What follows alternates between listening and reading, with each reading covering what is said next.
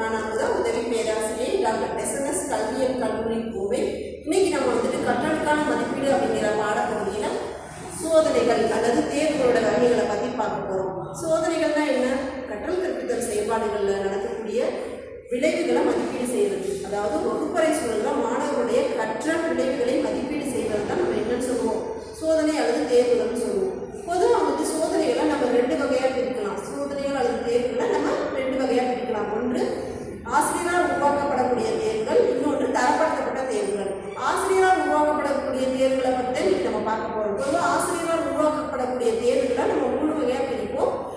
துறையறி சோதனை, அடைவு சோதனை, முன்னறி சோதனை. நம்ம என்ன பண்ணுவோம், 3 வகையாக பிரிப்போம். இதில் பார்த்தீங்கன்னா அடைவு சோதனை பெரும்பாலான ஆசிரியர்களால் வகுப்பறை சூழலில் ஏற்படுத்தப்படுகிறது. இந்த சோதனை அந்த சோதனை நடத்துறதுக்கு ஒரு ஆசிரியர் என்னென்ன விஷயங்கள்லாம் யோசிச்சிருக்கணும், சோதனையோட வகைகள்லாம் என்னென்னு தெரிஞ்சுக்கணும் இல்லையா?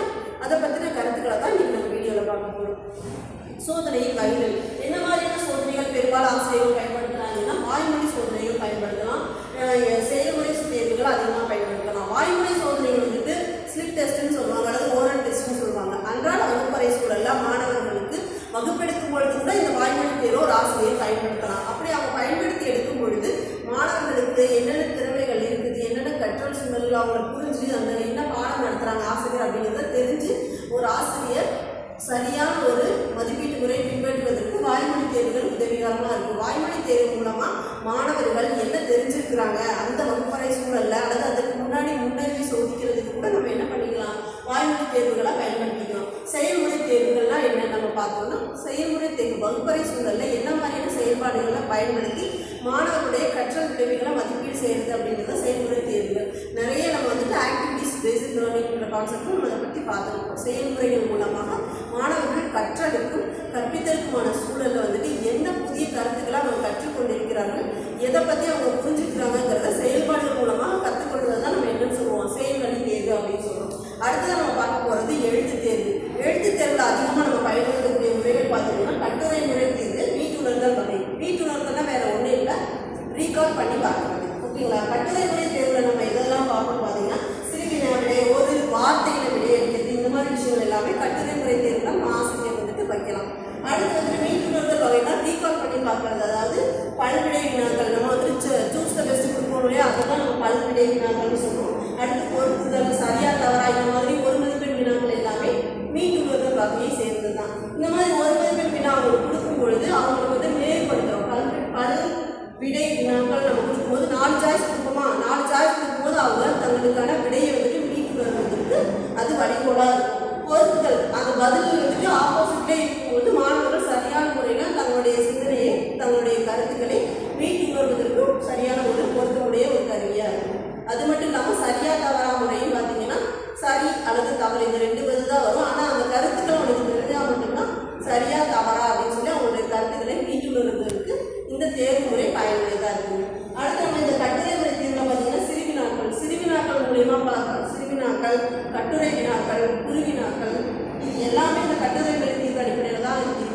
இந்த மாதிரி வினாக்கள் மூலமாக மாணவர்கள் என்ன கருத்துக்களை அந்த பாடப்பகுதியிலிருந்து தெரிஞ்சுக்கிறாங்க அப்படிங்கிறத அவங்க எழுத்து தேர்வு மூலமாக எழுதும்பொழுது அவங்களுக்கு சொற்களஞ்சிய பெருக்கம், வாக்கிய உருவாக்கம் இது எல்லாமே சிறப்பாக அமையும். அடுத்து நம்ம பார்க்கும்போது ஓரிரு வார்த்தைகளில் விடையளிக்கிறது.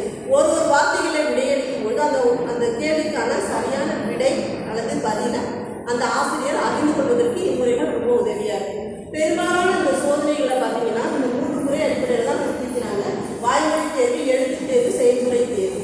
வாய்மொழி தேர்வு அப்படின்னு நம்ம பார்க்கும்போது ஓரல் கொஸ்டின்ஸை நம்ம கேட்குறது, அது 1 மார்க்காக இருக்கலாம் அல்லது சின்ன சின்ன வினாக்களாக இருக்கும். அடுத்து